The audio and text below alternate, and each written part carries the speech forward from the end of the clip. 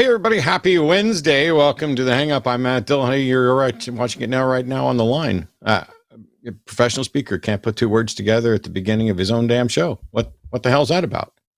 Is my brain turned off? Is that how it is? That's what people want to think all the time. How y'all doing? I'm hung up on many things, and some of them we're not going to get to today at all. So I figured I'd give you a quick update that way. First of all, claims aren't evidence, but I'll be doing an entire video about that because there seem to be a number of people, including some atheists, who are incredibly confused about that. And we're involved in some absolutely bizarre bits of circular reasoning today while they smuggled truth in. A mistake that I have made in the past as well.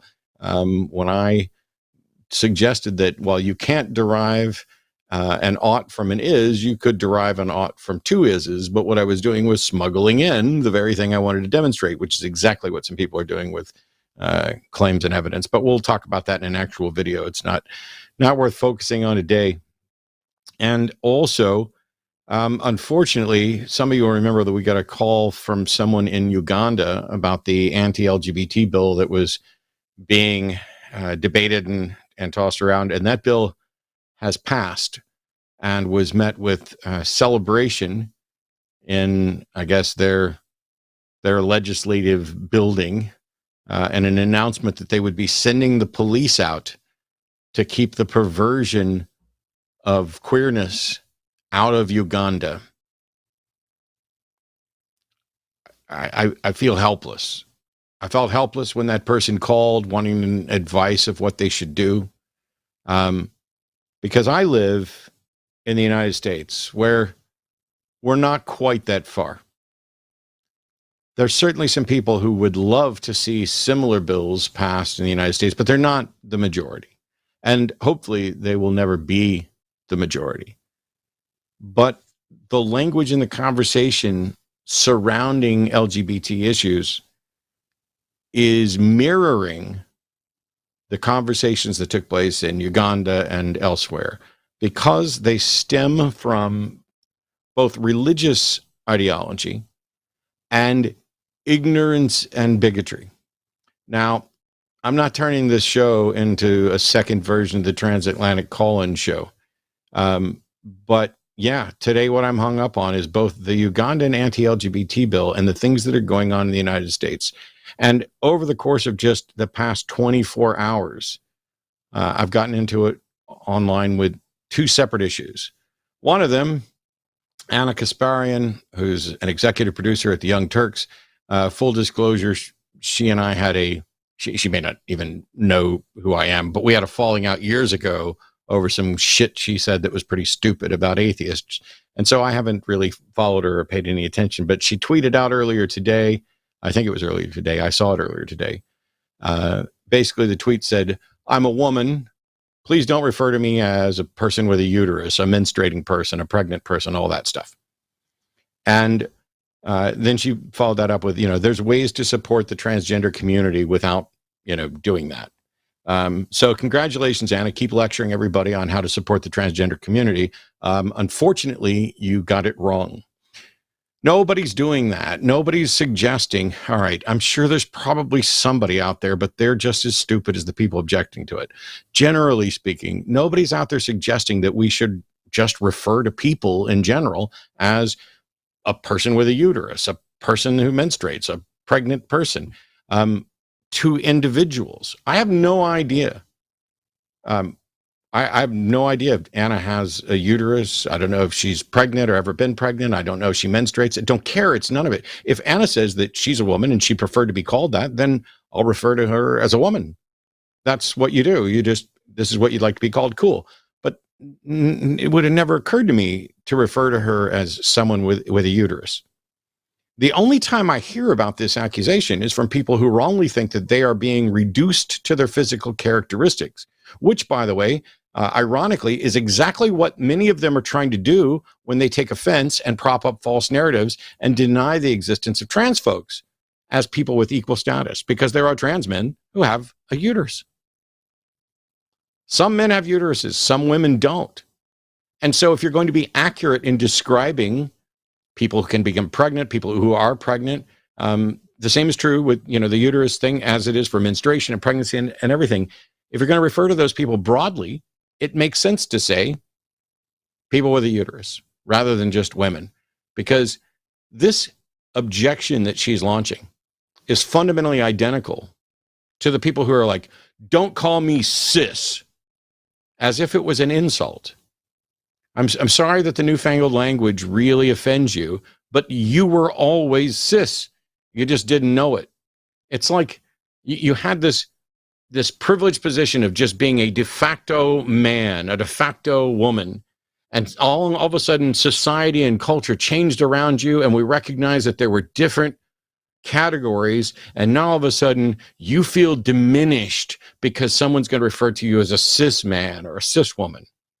It doesn't diminish you. It further identifies you, and it's accurate. I'm sorry that you find it offensive, but I don't generally run around identifying anybody as cis or trans because I don't know, and I don't care. If you identify as a man, you're a man. If you're a woman, you're a woman. Non-binary. I'll use your pronouns. I'll use your name. The only people who are objecting to it, don't call me cis, are people who feel like these labels are an insult because they see how the trans label gets used to diminish and devalue transgender people. Now, I think that Anna, in this case, has been convinced of a lie, that using inclusive speech, used broadly, somehow reduces her value or her personally down to nothing more than her biology. And this simply isn't true. If I say sighted people when I'm talking about something, I'm not slighting people without sight or people with sight. If I say pregnant people, I'm accurately describing a category. There is no value judgment associated. If I'm describing a medication or a condition that only affects people with a uterus, then it makes sense for me to describe it as people with a uterus. It's only because Anna wrongly imbues, or she herself and others imbue that language with a value judgment, that she stands in opposition to it. You're basically, as soon as you object and say, don't call me that, you're admitting that you view that and the delineations there as if they're a negative. Now, I have no idea what her specific biological features are. I wouldn't dream of referring to her as anything other than what she refers to herself as. But if I say people who can get pregnant, and it turns out that Anna is part of that set. This is just a set. This is a set. It's not, oh my gosh, you people who can get pregnant, you are the vile ones. It's ridiculous that we even go down a route like that. And neither is anybody else. So her objection is a MacGuffin that supports an anti-trans narrative. The very notion that there's something wrong or offensive about cis and trans, or, you've identified me as a person who can get pregnant. No, I didn't. I have no idea if you can get pregnant. I'm not your fucking doctor.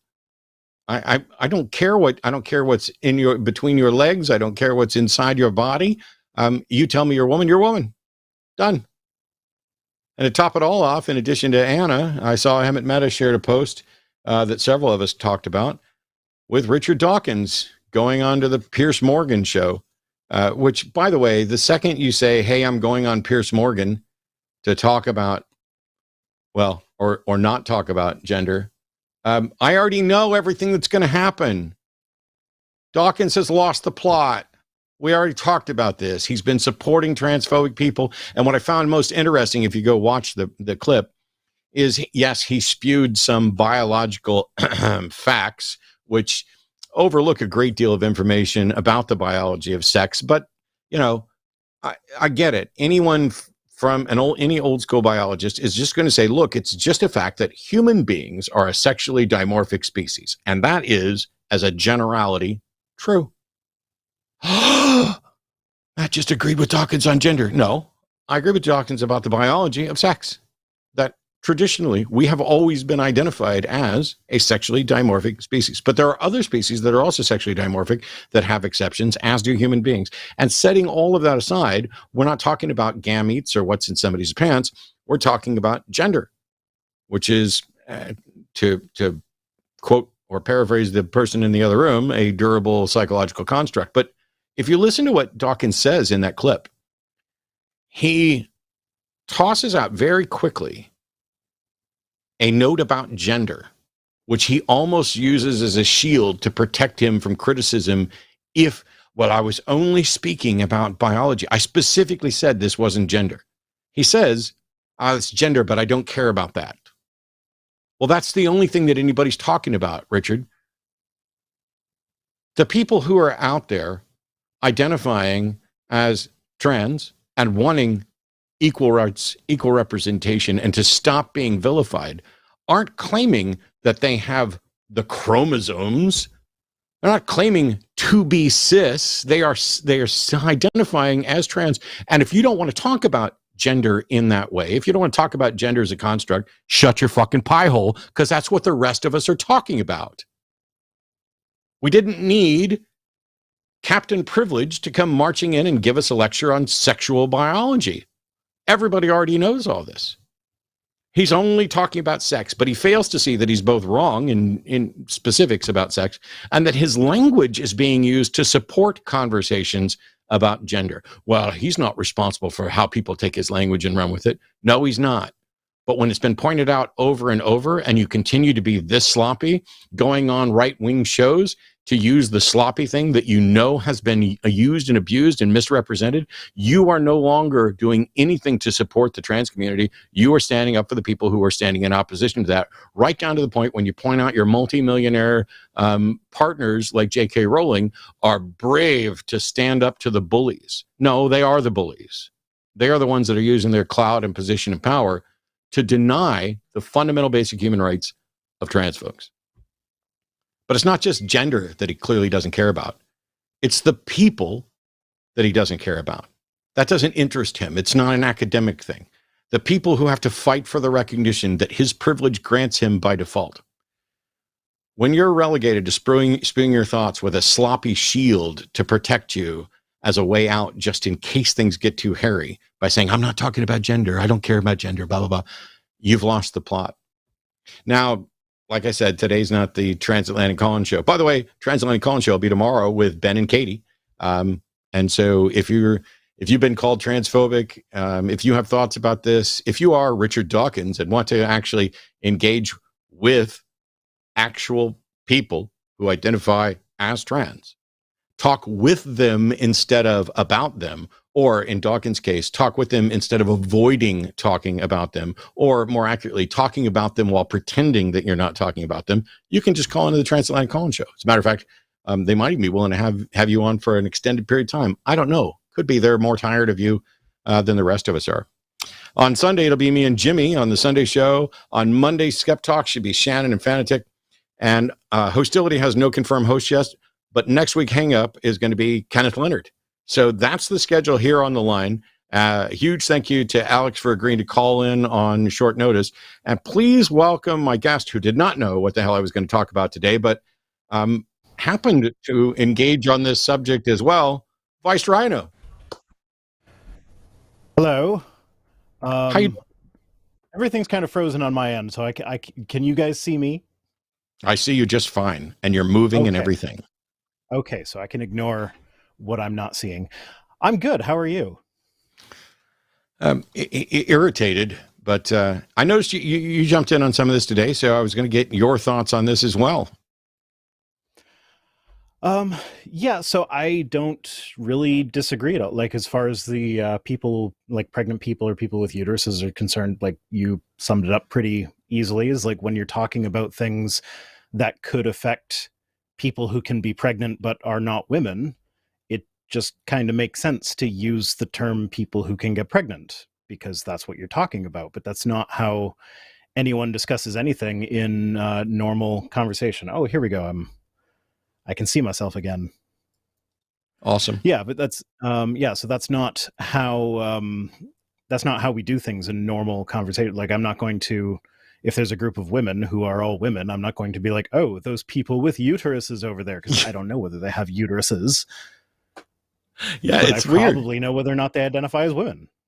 It makes sense, because I mean, it is most of the anti-trans folks who, in the secular community, the anti-trans folks have latched on to a very narrow and flawed understanding of science while ignoring all of the actual science about about gender, both with regard to the potential biology behind gender identity, but also just the fact that like they just want to go, oh, it's mental illness, as if that would be a reason to not be supportive of people.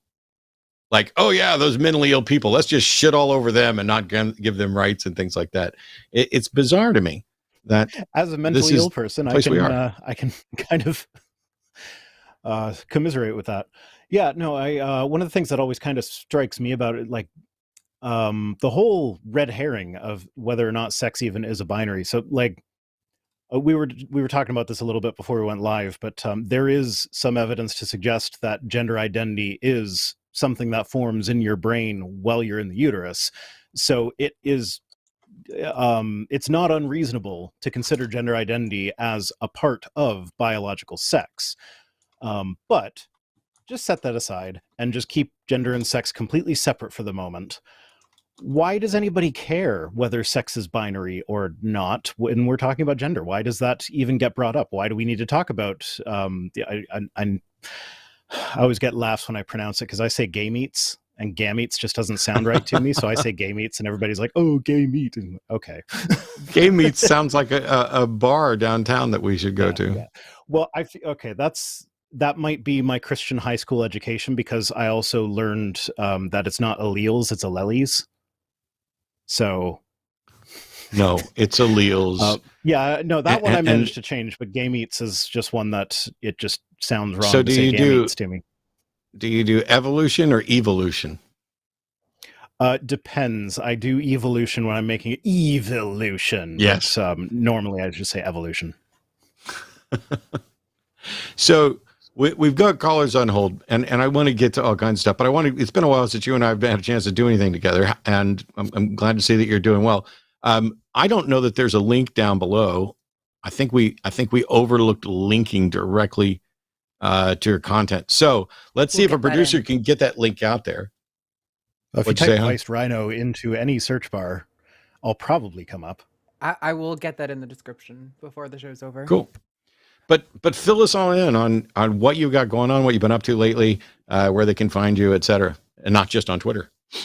Yeah, so if you go to links.vicerhino.com, that kind of is that's my Linktree portal to basically everything that I'm doing. Right now, I'm working on kind of a book report. So this book is called The Problems with Atheism.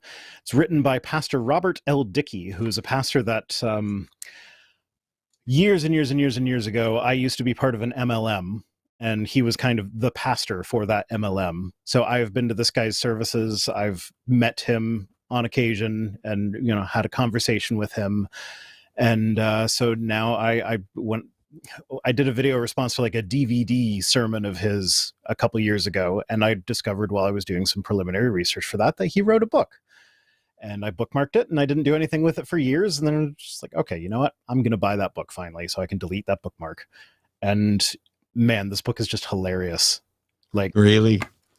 Yeah. I don't know if you can see all the highlights and notes that I got going on. Oh my gosh, it looks, those are your highlights. I thought it was published with those highlights.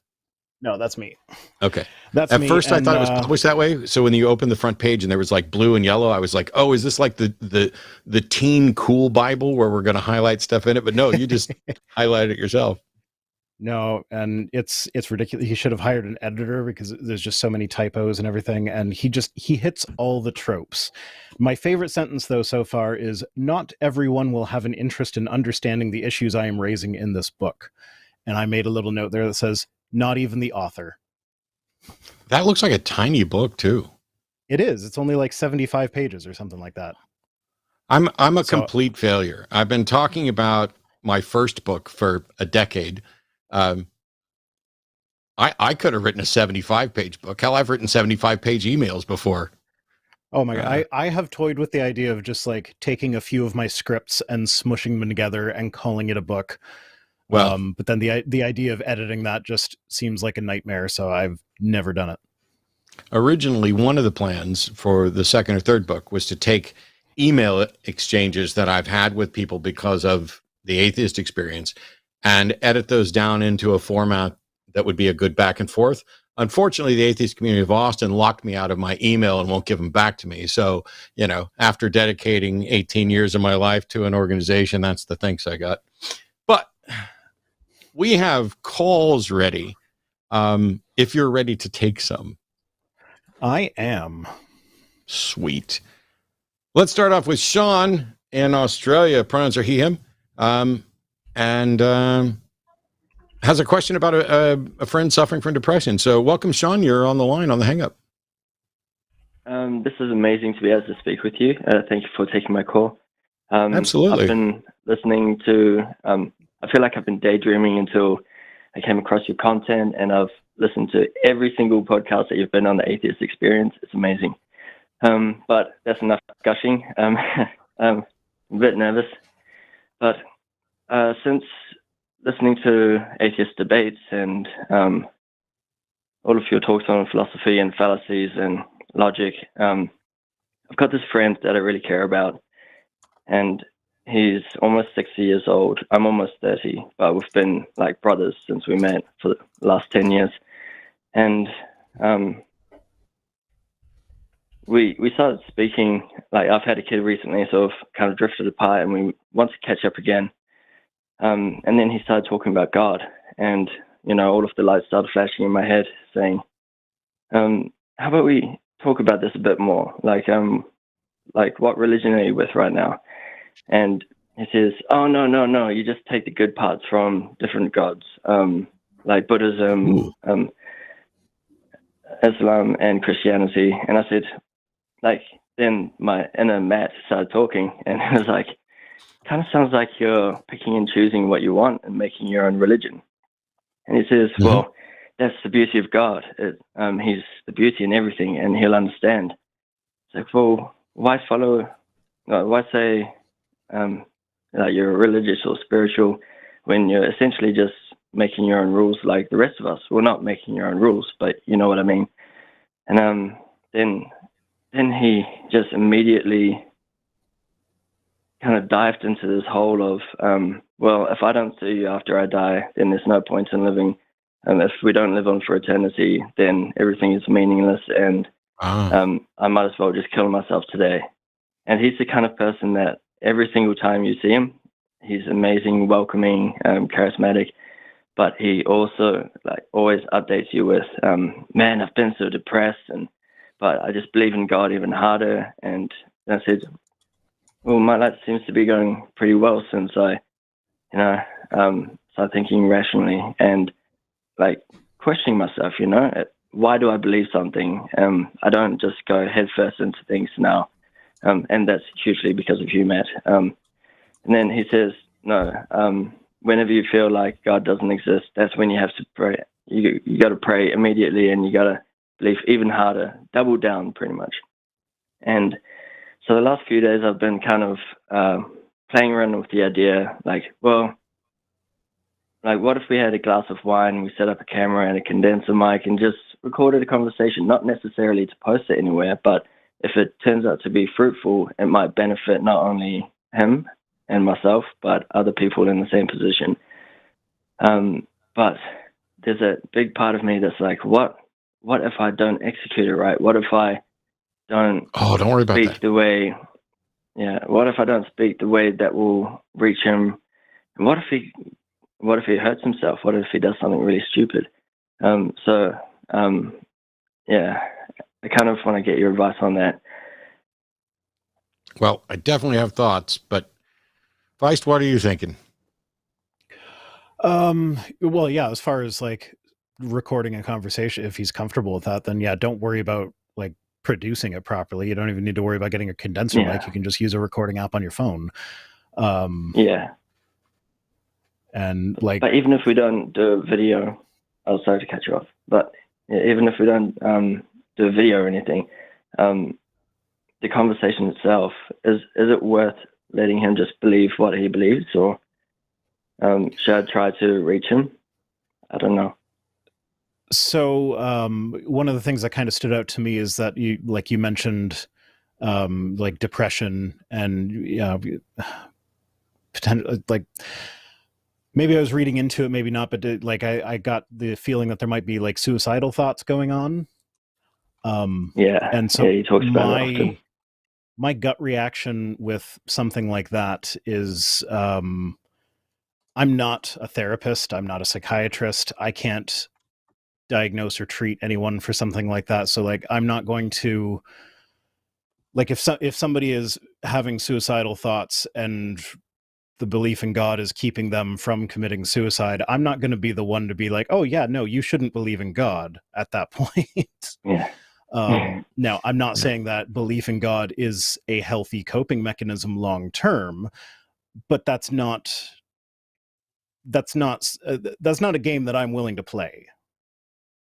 Yeah, my take on this, Sean, is I've had those thoughts before, and people have called in and asked before, like, oh, if you talk someone out of believing in a God and they ultimately make a bad decision because of it, or take their own life, or anything like that, aren't you responsible? And no, it's not. In the same way that the truth is always a defense to libel. Now you can be careless and flippant and problematic in how you go about it, but if you sat down with a friend and set up your mic and your glass of wine and said, look, you believe, I don't. I'd like to have a conversation about that and record it, not to expose you or to attack you, but because conversations like this may be useful to other people, and they may be more useful than watching professionals debate this, because seeing how real people are going to have these conversations, I wouldn't worry about the potential mistakes you're going to make, because I don't think you're going to have a super awesome conversation the first time and change his mind, and then rainbows and puppies are going to come down and make everybody's life happy. I think you're going to get to a point, as long as you guys are both respectful about it, and then say, okay, we've talked a little bit about this. Let's stick a pin in it and talk about it again. Maybe I've seen other people do this before, where they will like create a podcast. Me and my Christian friend, me and my Muslim friend are going to sit down, and for an hour every, once a month, we're going to talk about how and why we disagree and have those conversations. If you were successful and changed your friend's mind, one of the things that you can do, and perhaps should do, is say at the start of the conversation is, I've noticed the way you talk about hopelessness and the way you present your apparent need for your God belief to keep you from feeling, despondent and taking action. I would hate if over the course of this, we convince you, or you become convinced that there isn't a God, and then you take a drastic, and you just address it right up front and say, even if you thought there was no reason to continue living, wouldn't you rather see one more day? Why on earth does life become of no value or importance when there's still something to learn, something to experience, something potentially joyous? Don't you want to see the next, well, I would have said Marvel movie, but they're getting worse. Yeah. But, don't you want to see the next scientific discovery, the next new invention, the next version of technology? I'm a bit of a masochist. I want to see the next Kevin Sorbo movie. Oh my gosh. I'm going to see every Marvel movie, but I won't be seeing any more of the Kevin Sorbo movies. As a matter of fact, I found Kirk Cameron's Fireproof that somebody gave me on DVD today, and I was like, why did I keep that? I'm never, ever going to watch it again. I watched that when I was a Christian as part of my church group. We had a little marriage conference thing, and we watched Fireproof, and we did that little the notepad thing. Yep. Oh, so Sean, I just want to see what Steven Seagal gets up to. Oh my God. Yeah.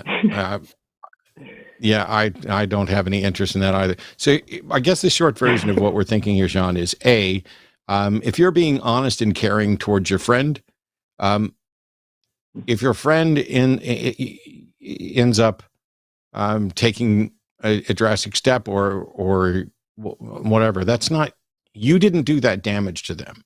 Just like the people who feel despondent.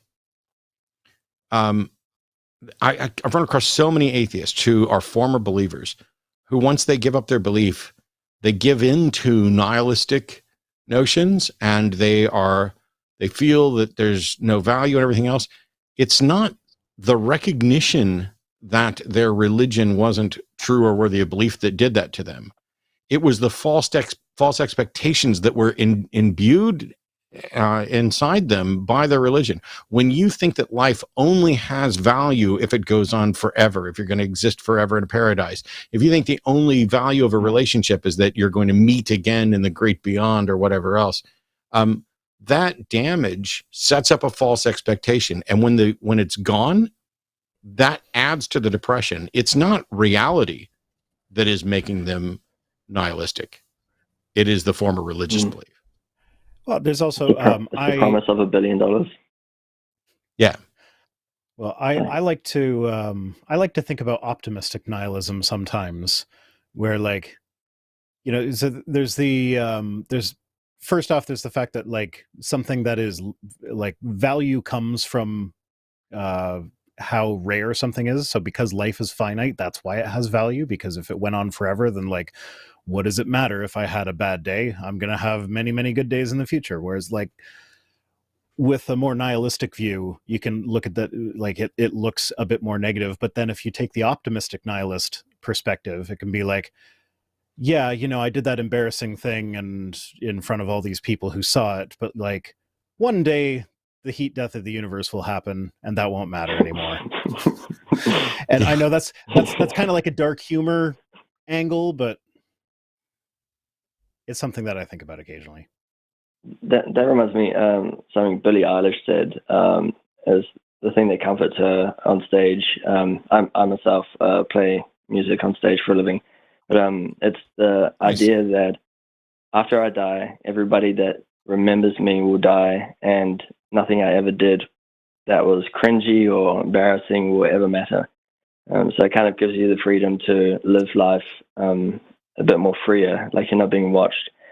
And I guess that's another kind of point, but I've just been so angry with what religion has done to society and how it makes it seem irrational to not believe in God and makes us out to be the crazy ones. And then you're looking around like, it's just like, it's done this to my friend. It's given everybody this promise. And yeah, I'm still trying to work through that kind of anger and frustration. But listening to you guys help a lot. I'm glad. I would say have the conversation with your friend and start with what your concerns are. And say, look, I don't want to have these conversations if this is going to, you know, if the end result were to make you despondent or be problematic. I care about you. I care about what's true. I see you believing something that, you know, going back to how you described at the beginning, you've clearly invented. Like, you took what you viewed as the best bits of different religion and constructed together what you're going to say God is. Why didn't you take the worst bits of those religions? You didn't. That it demonstrates that you began with this presupposed definition of God, that God is the good thing, and all of these other religions have gotten it wrong. But if God were good and represented the best bits of those religions, then that God would come down and say, hey, you've all managed to get it wrong. Why on earth would you suggest that I'm pro-slavery? Why on earth would you suggest that I'm anti-women? There is no God coming down saying, yes, I'm the best of all of those. He's staying out of it, which seems to suggest that either he doesn't exist or he doesn't give a shit about correcting even his own reputation, let alone caring about the rest of us. And so when someone says, the God I believe is the best of all possible gods, well, you've invented a fantasy to keep you from facing reality. And if your position here is that reality is so difficult that you need the fantasy in order to continue going in reality, then I'm at least glad that your version of God is better than anybody else's. I mean, if that's what's keeping you from harming people or harming yourself, I'm fine with you continuing to believe in God, because for you personally, that's a better option than dealing with the reality that seems to be so troubling for you.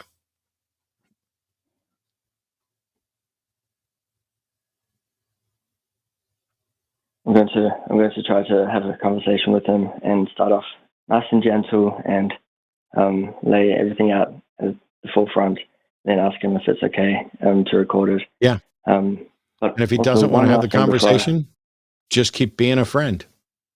Yeah, that's right. That's right. And one last thing before I let you guys get on to other callers. When you first left the faith, what do you think would be maybe like the top one or the top three positive things about atheism that you wish you knew on the offset?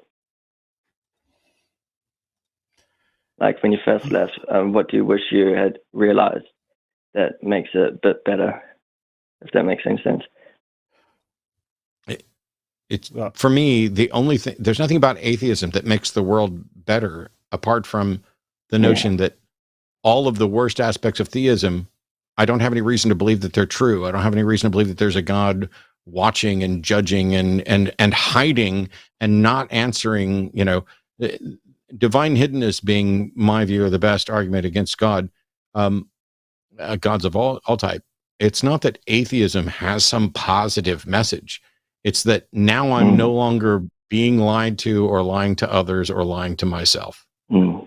Yeah, I'd say for me, the ability to just accept people for who they are without having to worry about what the ancient Hebrews thought on the subject.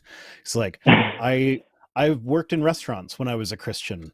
If anyone's worked in restaurants, I don't know what it is, but that is seems to be a magnet for LGBTQ people who also work in restaurants. So I had a lot of gay friends, lesbian friends, non-binary friends, and it was just like these are good people, and my book says that they're an abomination.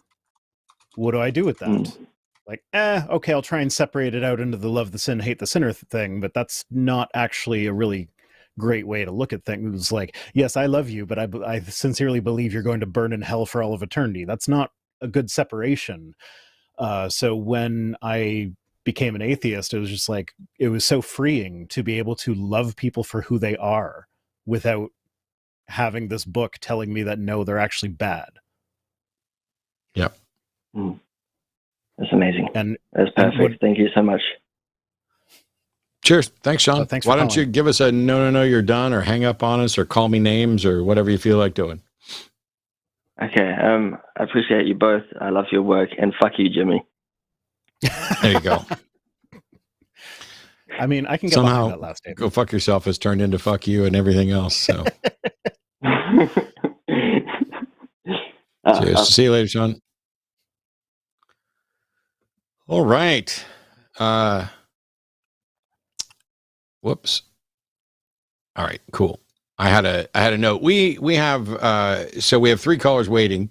We're going to try to keep going through these, dealing with people. By the way, when the caller portion of the show is over with, as usual, we'll be sitting here reading all of your super chats, over $10. But if there are theists out there waiting, I have a couple lines open. We're keeping lines open.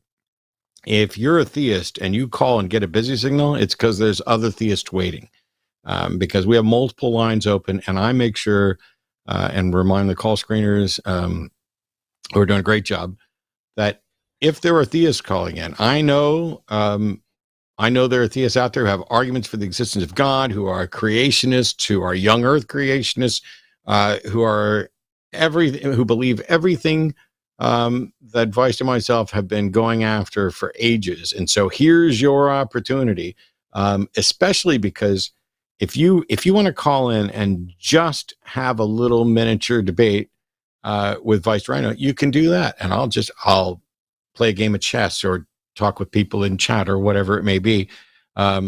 We're interested. If you think you've got a good reason to believe in God, that'd be great, because I'm at the point now where I'm starting to turn down debates with bad topics.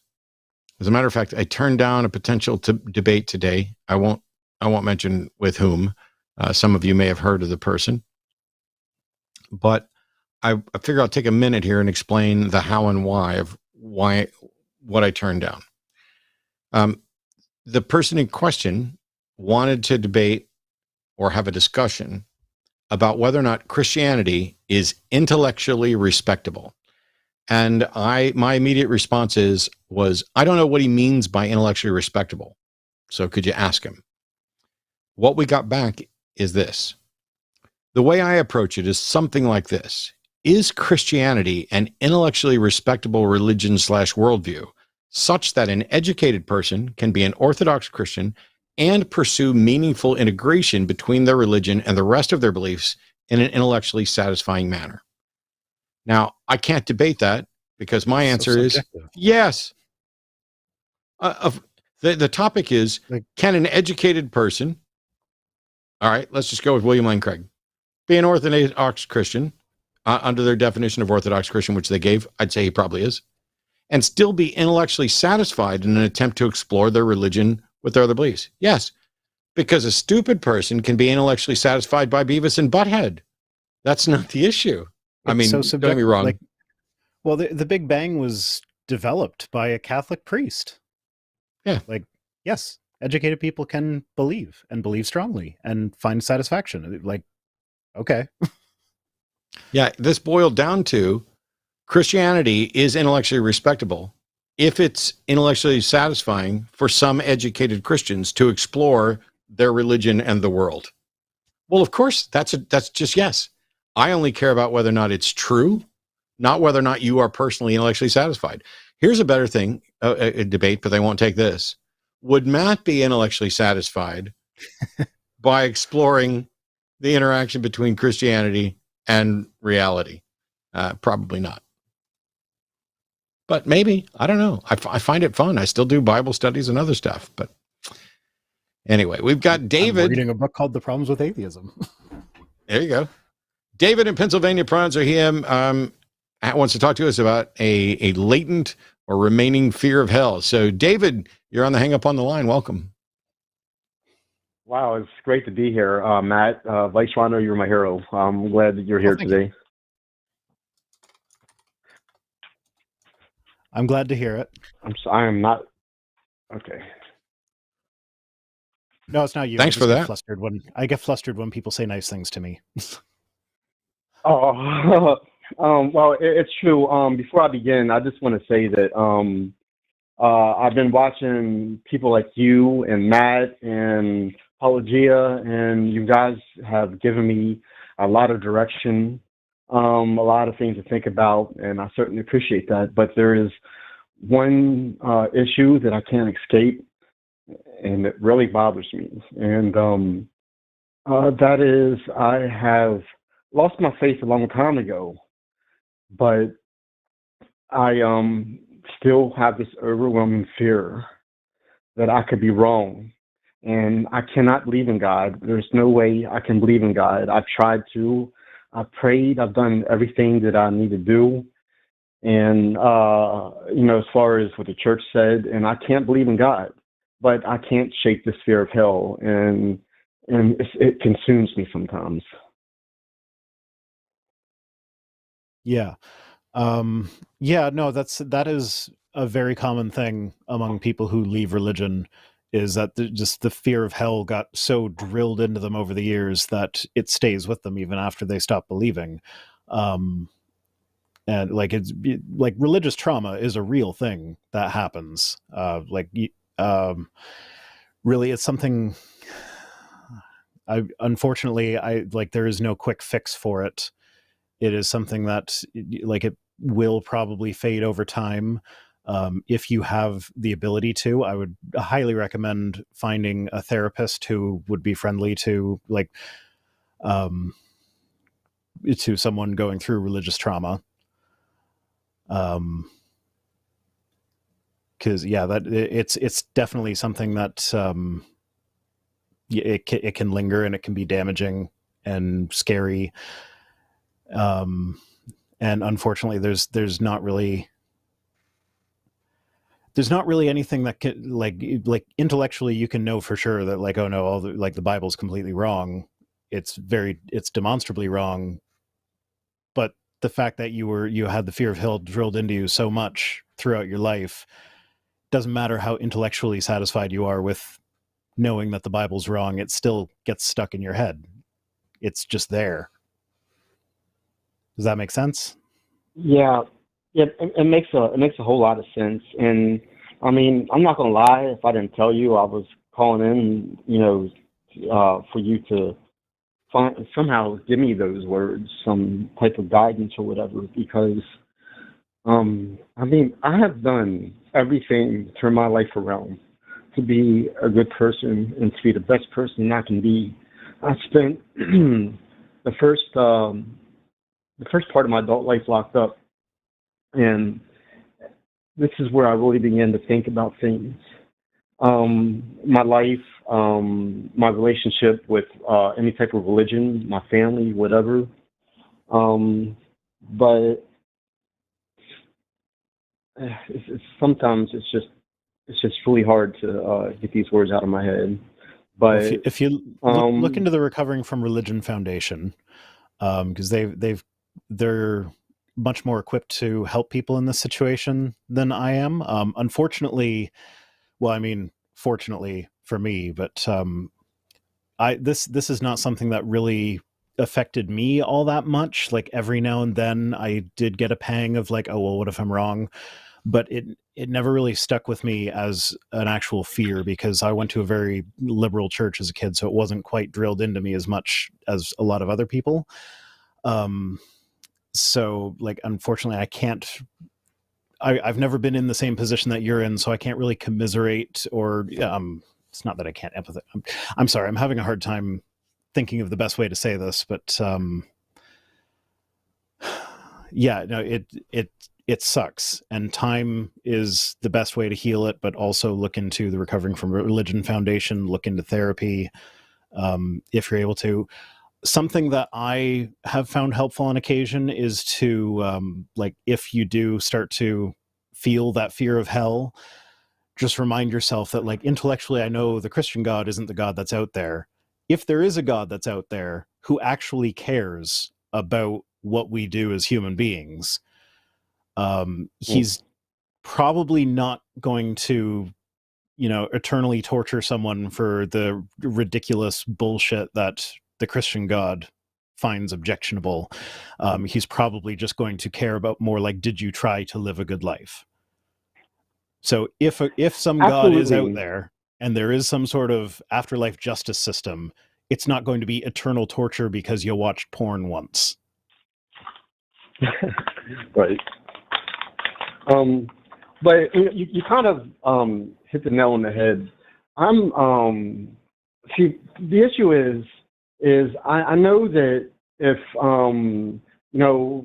if we're talking about, let's say in general politics, right? People get so enamored in their side and their belief, and they don't listen to nobody else, listen to nothing else, and they believe what they believe, they know what they know is true, without evidence, without even digging into the other side. I look at both sides, but my problem is I wonder, because I'm so partial to my side being I'm an atheist, I'm a queer person. I'm so afraid that because I am, I'm so concerned that I might be making the wrong decisions because I don't have all the information. And even though I can look at the scripture and I can tell the scripture is just a bunch of bullshit. Well, what goes through my mind is, no God who cares about justice is going to punish someone for not having sufficient information to make the right decision. Yeah. You're doing the best that you can. So if there is a God out there that actually cares about justice, they're not going to punish you for that. Yeah, it's one of those things. There are a number of unfalsifiable propositions. And so people ask me, oh, Matt, aren't you afraid of going to hell? No. But what if you're wrong and you go to hell? If I'm wrong and I find myself in hell, that means there was a cowardly being who existed, who failed to demonstrate sufficient evidence to warrant belief, and then punished people for failing to reach the conclusion that he failed to provide sufficient evidence for. Because I know that I have been intellectually honest in this pursuit. No matter what my Christian friends say, oh, you know there's a God and you're just denying. Now, that tells you so much more about them than it does about me, that they're pretending that I secretly somehow know there's a God and I'm just obstinately standing up against it. No, I don't. And I know that I've cared about nothing in this process except for what is true, and that I would be convinced, I can be convinced of anything given sufficient evidence. And so the fact that that hasn't happened means either that God isn't real, or that God doesn't know that, or doesn't want me to know that he exists. So if I find myself in hell, there's absolutely nothing that I could have done about it. And I will have been sent there by an immoral monster who exercised power in the most cowardly way. And I will sit there in hell for eternity with the smug recognition that I am superior to that prick and always will be. Also, there, I don't know if there's if chat replay is enabled on this channel, but if you go back and watch the chat during your call, you're getting a lot of support in the chat. There's a lot of people wishing you well and giving suggestions. So yeah, I definitely recommend giving that a read. I know I've said this probably 100 times. I've probably said this 100 times on different shows, but I think it's one of the best questions. So if you've heard it before, my apologies. But if you haven't, how much time do you spend worrying about the hells of other versions of religion? None. Yeah. You are worried about the hell that you used to believe in. You're worried about the hell that was part of the religion you're in. You're not worried about Mormon hell or, a Hindu version of hell, or even a Buddhist version of hell, which is, I think, Naranj or something like that. This is something that was done to you. Your brain was essentially abused with the notion that you are a reprobate who is deserving of torture just like the rest of us, and that you have but one way out. And when that one way became clearly non-viable to you, it didn't end the fear of that hell. And we've talked about people who've been atheists for 50 years who still wake up with a fear of hell. And it's because religion quite often is abusive in how it tries to manipulate people. And Christianity is a particularly awful version of it, because it holds that who you are by default, through no merit of your own decisions or anything else, you were born bad and destined for hell in most versions of Christianity. And so it can't ever just be get over it, because you can't help what was done to you. I would recommend recoveringfromreligion.org and the Secular Therapy Project to talk to religious counselors about potential. This is religious trauma syndrome. That's what this is. It's not in the DSM yet, and it may never be. But essentially what you're describing is a version of religious trauma syndrome. Dr. Marlene Winnell was the first person to identify and label this. I know that there are other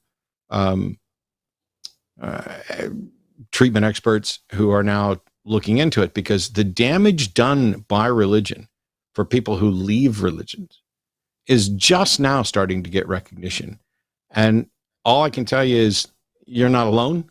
I hear this constantly and have for the entire 19 years now that I've been actively doing this stuff. I've sat and done shows with people who've dealt with this. I've lived in a house with people who have dealt with this. Yeah, it does tend to lessen as time goes on. But it's also, you could benefit from, actually talking to an expert, apart from, just me and Vice are just going to tell you what we think. Right. I agree with you. I do see a therapist, and she is a wonderful person, but she's a God believer. And oh my God, is talking to her about, my issues and stuff can be so difficult. I definitely think now's the time for me to reach out to someone else. I've heard that you talked about these different organizations that help out people who are trying to recover from religion. And I thought I had my shit together. But, the more I think about it, and it just preoccupies me. I go to sleep and I think about it. I'll wake up. Or if I'm just feeling really bad that day because I'm sick or whatever's going on with me, that's when especially those fears creep up in me. It's just like, I can't explain it. I just know that I don't want to feel this way no more. I would rather believe in a God, not necessarily the God of the Bible, but I would rather believe in a God than have to feel what I'm feeling right now. If that makes sense. Yeah. Yeah, but unfortunately we don't choose our beliefs, and this, what you are going through is, that's actually kind of my response to the whole, oh, everybody believes in God, they just deny them in their unrighteousness because they want to sin. I'm like, no, you're sitting there near tears because you want to believe in God, because you'd rather believe in God than go through what you're going through. That's not, you're denying God because you want to sin. So right. Just keep that on. And by the way, if you were, that would be absolutely fine, because sin is a bullshit concept that is used as a weapon to fill you with grief and to make you feel like who you are is fundamentally wrong. For the longest time, I kept encouraging atheists. No. When they say y'all just want to sin, reject that and say, no, I have really good reasons to not believe. The truth is, if you are just an atheist because you wanted to sin, good for you. Because the things that are identified as sin that are disparaging are fundamental parts about human beings. And it's absolutely A-okay. If you never had an intellectual thought about whether or not there needs to be a first cause or any of this other thing, if you just said, you know what, I'm gay, your religion and your God says that I'm somehow broken or harmful or harmed to be gay, fuck your religion. I'm going about living and enjoying my life. That's good enough. You don't have to be an expert in cosmology and science and philosophy and fallacies if you'd just rather live your life being honest to who you are, not hurting anybody, and rejecting the unfounded assertions from people that their God doesn't like the way you have sex. Good for you. Right. Yeah. I definitely appreciate you guys. I'm gonna definitely look into looking for some help elsewhere. But you guys do great work. All you guys do. I know I appreciate you, and I know there's many other people out there appreciate you too. You too, and many other people in the community are really good people, and I appreciate you. Thanks so much, David. We're going to move on to other callers, but yes, reach out to seculartherapy.org or recoveringfromreligion.org and call back if you find something relevant like that. Now, we promise we're always going to give theists priorities. And so we've got from Georgia, it's either Ian or Ian. I'm going to assume it's Ian because I only hear Ian from my friends. Yeah, I only hear Ian from my friends in the UK. So welcome, Ian from Georgia, who's got a special take on a religion with no name. So why don't you go ahead and start telling us what it is and why we should accept that it's real. Okay, so it's basically where what's right by us all that's made sense by God. So just because you want to be right by yourself doesn't mean that it's going to happen. Just means that God's going to make sense of it to whatever amount that he can. And I believe I've seen evidence of this based off of my experience I had. And one of the things from my experience I'm sorry, I don't mean to interrupt so early, but I'm not sure that I'm following what you're saying. What do you mean by what is right by us is what God want? Is that what you said? I'm sorry. Well, okay, so what all of us on Earth want to be right has to be made sense of. I don't know what it that has to be made sense of. So do you mean like how we all kind of agree that murder is wrong, so we need some way to make sense that we all agree that murder is wrong? Okay, so it's the moral argument. Okay. Yeah, pretty much. But there's more to it than that, but yes. Okay. And my experience... Okay, what were you going to say? No, go ahead. Okay, my experience I had... one of the things that happened is I remember looking at a song called Before I Forget by Slipknot. It used to say, I'm a worm before I'm a man, I'm a creature before I can stand. And I remember as a kid always believing it said world, and I wanted it to say that, but it never did. And then when I went through that experience and I came out of the mental institution, I looked it up and I was like surprised because it said world, like I always wanted it to, but I just thought it sounded cool. And the reason I bring that up, because that kind of goes with the consciousness has an effect on reality, and my belief and my experience affected reality to a point that caused the Mandela effect. At least that's what I think happened. No, the Mandela effect isn't real, and you have no reason to think that the lyrics to a song changed just because you want them to. Well, I remember looking at. I mean, I could have remembered wrong, but I could have swore I remembered. Look into some all of the available the evidence. Human memory. Yeah, go ahead. I was just going to say, look into some of the research on human memory, because like it's so easy to make people remember wrong things. Like there was one experiment where they had. They actually implanted a false memory, like a fairly vivid false memory of people like being lost in a mall and there needing to be police involved. And it had been confirmed with their family members that nothing like this had ever happened to them. But there were several of the people in the study ended up vividly remembering this situation. So yeah, the Mandela effect is... This might sound a little harsh, I'm sorry, but the way I see the Mandela effect is it's people not wanting to admit that they remembered something wrong. And they would rather believe that universes collided than that they misremembered. And yes, a lot of people misremember the same things in the same way, like Berenstain versus Berenstain. It was like that's just because that's just a common spelling of a last name, and if you don't look at it too closely, you might assume that it's the one that you're more familiar with. But a lot of people have the same memory, so they say, oh, it must have been worlds colliding.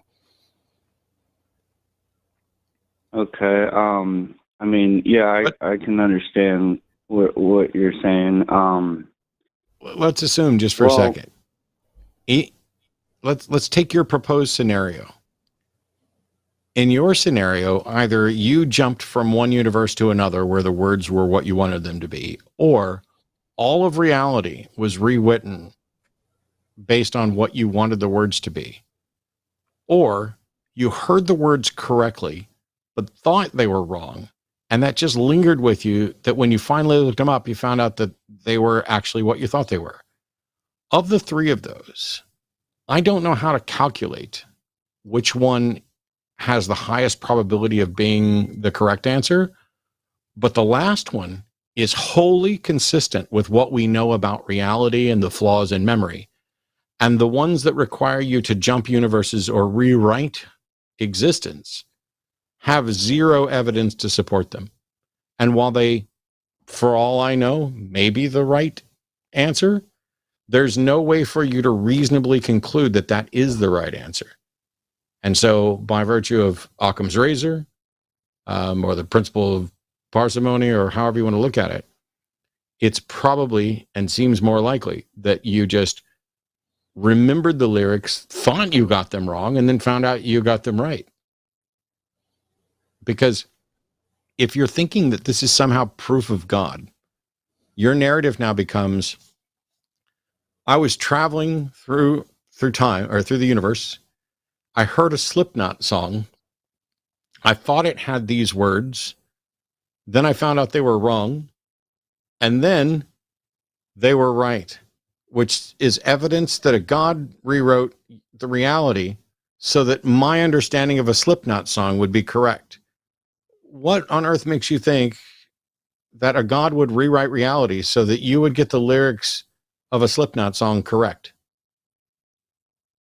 Well, it's actually the whole entire experience. That was just one thing from the experience that I guess God may have done for me to further believe in him, or at least have some concept of him. But yes, I do understand, and I honestly kind of accept what you're saying. It does make sense. But there's a lot to I'll give the you credit. experience. This is the first time I've ever heard an argument from Slipknot. Me too. Yeah. One of the questions, Ian. One of the questions that I constantly ask myself is the thing that I just had you kind of consider. It's, if the hypothesis that you have as an explanation for the way the world works, if it were true, what other consequences would that have? Because wouldn't that mean that God could then change reality for me to put the lyrics back to the way you used to think they were, because I understood it wrong? And so God has now given you evidence for his existence by changing the lyrics to what you want. And then the lyrics seem to change back because somebody else wanted them to be different. How does that make sense? I believe that can happen, but I believe due to the science and math of how complicated that would be and how much work it would take for God to do that, would be ridiculous for him to have to do it all over again. So I don't think he is what makes what's made sense for him sense to just of do it the it. first time. How would that be a different amount of work? It'd just be the same thing again.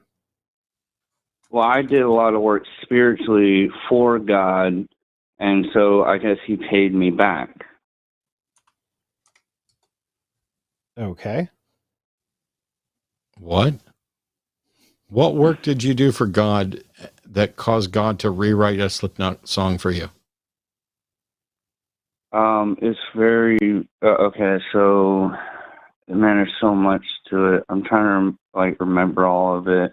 It started off with kind of like what I was saying. What? Just one thing. What'd you do for God? Yes.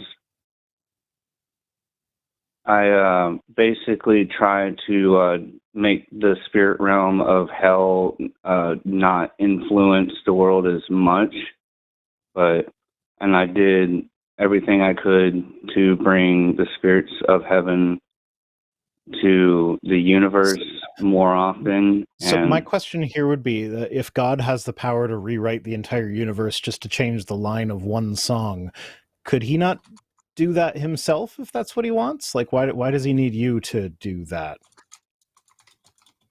Well, it's like, if you're not thinking about doing something and then someone mentions it to you, maybe you might do it. So maybe that wasn't in God's, plans, but then, I don't understand how that followed from my question. Yeah. Okay, I'm gonna, Ian, we're just going to let you go at this point. We don't think the Slipknot thing is particularly convincing. And when you start talking about working with God to keep the spirit realm of hell at bay, I have no way to verify all that. And I don't know how to address it without just winding up being a rude prick. So okay, I'm just going to let you go and say that I know that you find this stuff convincing, but there are questions you can ask yourself to say, what would the broader impact on reality be? And if everybody else had the experiences and interactions that you did, how would that impact your world? Because if God rewrites the lyrics again, you then won't remember, or maybe you will, or then you'll have conflicting memories of reality. And how can we tell the difference between that and some sort of actual mental break or aberration that is disjoined from reality. So while you may or may not have sufficient reason to believe in a God, I think you'd have to acknowledge that your reasons should never be enough for me or anybody else. Your experiences are for you, and I don't find them convincing. I wouldn't find them convincing even if I had those experiences, but I definitely wouldn't find them convincing absent having them. So thanks a lot for calling, Ian, and wish you well. Yeah. I don't know what else to do. It's one of those things where there's definitely a disconnect from reality in some sense, and I have no way of proving that it wasn't God disconnecting him from reality or reworking reality for him. And so you set up an entirely untestable, unfalsifiable claim. And I don't know what to do with that. I do know that it shouldn't convince anybody, including the people experiencing it. I just like the idea that God made a whole movie just to have Shaq play a wizard. And I'm not going to say I forget whether it's Shazam or Kazam. One of them is real. One of them is the Mandela effect thing. And awesome. I don't know. The real one wasn't good enough for me to remember what its name is. So. All right. Up next is Wise from somewhere in the USA. Pronouns are he, him. Was told to call in and has a question about affirming gender. So welcome, Wise. How can we help? Thank you. Yeah, I would just like some clarification on a hypothesis, if you could call it that.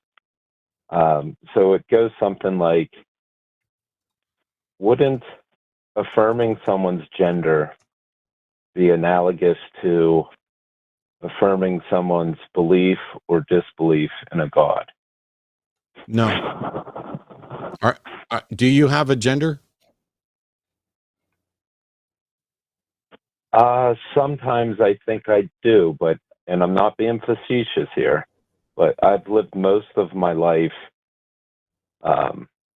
like my biological sex is male. I didn't ask about your biological sex. I didn't ask about your biological sex. I asked if you had a gender. So here's the difference.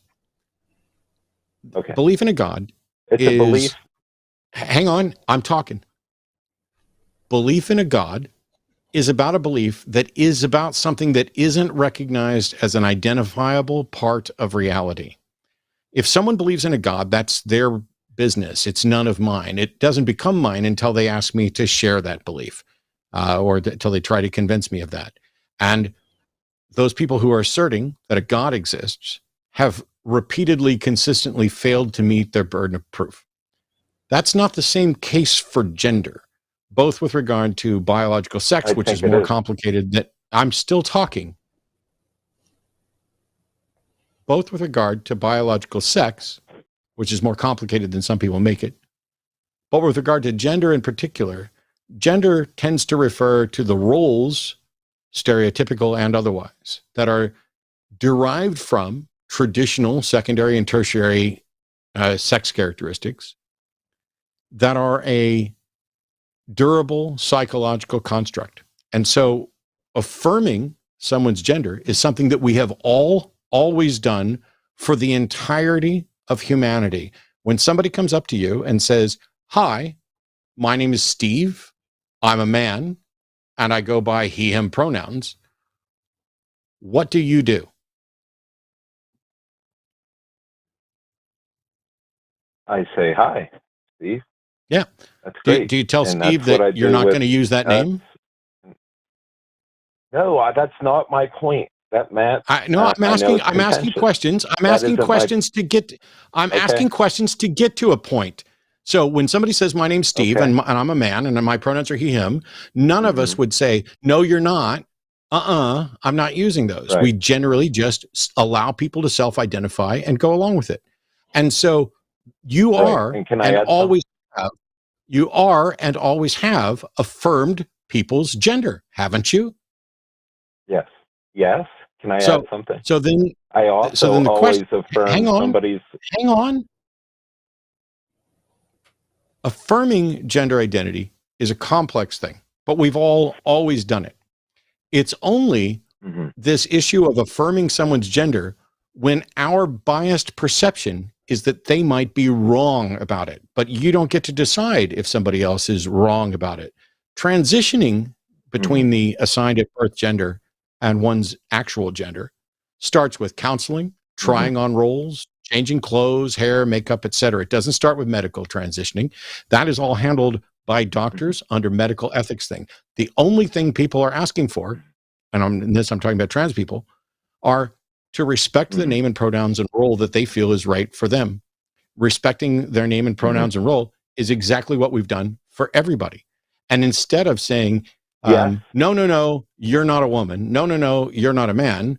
We also have scientific evidence that treating them with respect and supporting transition results in better quality of life for trans people than denying them that equality. So now I'm going to give you the opportunity to talk, because I've explained everything that I need to about pronouns and gender. Okay. What do you find problematic about affirming gender when you admit that you've always affirmed people's gender in the past? I'm not finding anything problematic about affirming someone's gender. I would say that Christians also are trans because they have a transformed life. That's what they claim. And in their community, they've always been affirmed of their beliefs. Oh my which God. Has helped them. Are you incapable? Are you incapable of talking about this honestly? I am. I know it's a contentious subject, but Matt, you're thinking that I'm like saying we shouldn't affirm people's genders. No, I'm trying to talk about, stop. You called in to say, how is affirming gender not unlike affirming someone's personal belief in God? And my explanation, which was thorough, was that God isn't a recognized, identifiable part of reality, but gender is. Are you saying that gender is not a recognized, identifiable part of reality? Yes, it's a belief, just like a belief in God. They are not things that exist. If you're not going to argue honestly, I'm going to end the call. I said, are you saying that gender is not a recognized, identifiable part of reality? Is that your claim? Of course it's recognizable, identifiable, and so is theists. They're recognized. No. Stop. Listen very carefully. You are misequating things. Gender, I'm not saying that theists aren't a recognized, identifiable part of reality. I'm saying God is not a recognized, identifiable part of reality. Correct. Cool. So God is not recognized, identifiable part of reality, but gender is, correct? Yes. Why is this taking so long? You've already agreed to both of those things. I'm just putting a bow on it. God is not a recognizable, identifiable part of reality, but gender is a recognized, identifiable part of reality, correct? But not just God. You can't just frame it as fucking God. It's correct. A belief in God. Correct or not? That's correct. Yes, that's correct. Correct. Now shut your mouth and listen, please.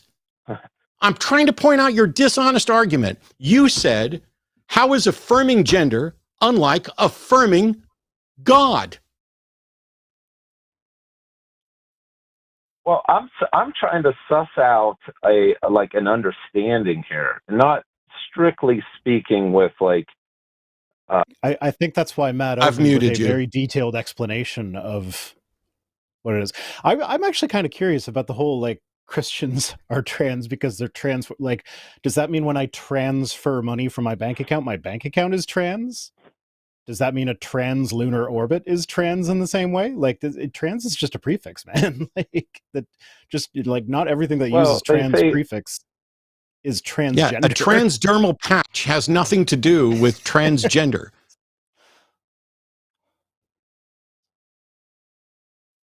Right. They just claim that they're transformed, like they went from an old man to a new man. I swear, You know? if you pull this bullshit again, that because one thing uses trans and another thing uses trans, that they are equivalent, I will fucking drop this call. You either discuss this honestly or you go the fuck away. Is that clear?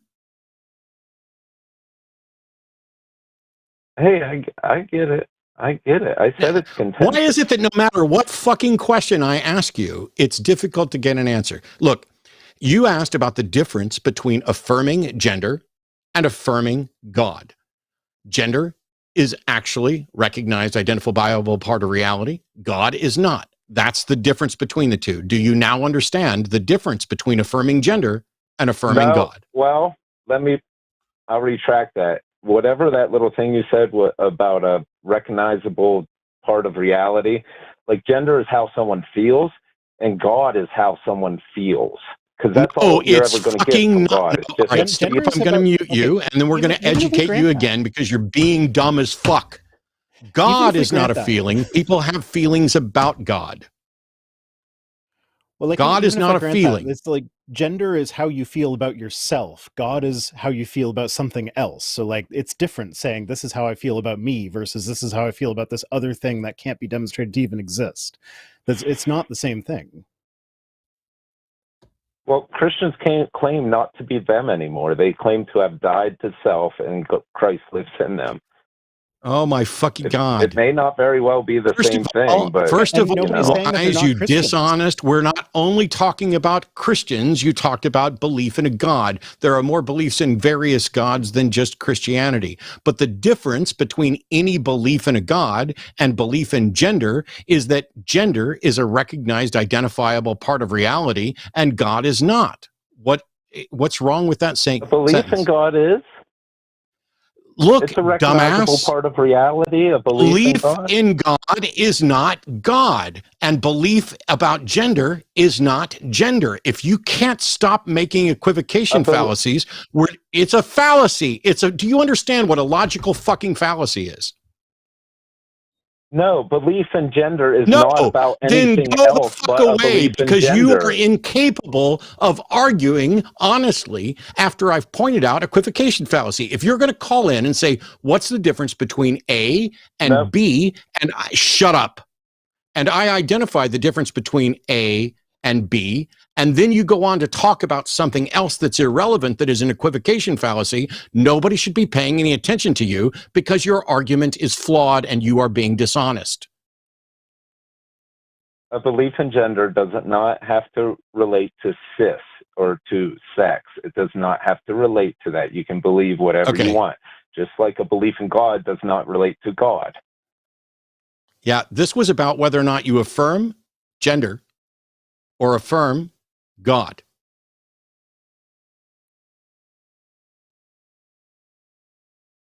You have already acknowledged that gender is a recognized, identifiable part of reality, and that you have, for the entirety of your existence, affirmed people's gender. And it's only now that you start questioning whether or not we should affirm people's gender because you're a fucking bigot. I'm not questioning that. That's what I mean. We can't even talk about this without you thinking someone's like saying, I'm going to question someone's gender. That's not the point of my. Okay, now you're muted. You called in to say, how is affirming gender not unlike affirming someone's belief in a God? Correct or incorrect? Yes, correct. Did I answer your question? You did. You said that do you God now understand? Exist, but gender do you now understand how affirming gender is unlike affirming someone's personal belief in a God? Affirming gender, the gender part exists. Do you now understand how affirming gender is unlike affirming someone's belief in a God?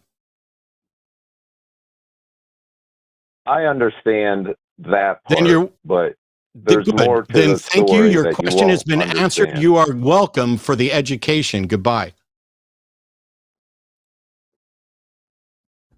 You know, I'm not a fucking idiot. I've been doing this for a long time. And you know who never calls in and does that? People who actually want to understand a subject. Yep. You know who never calls into that? Someone who's not a fucking bigot looking to try and stir up shit about gender. You know what? Who never does that?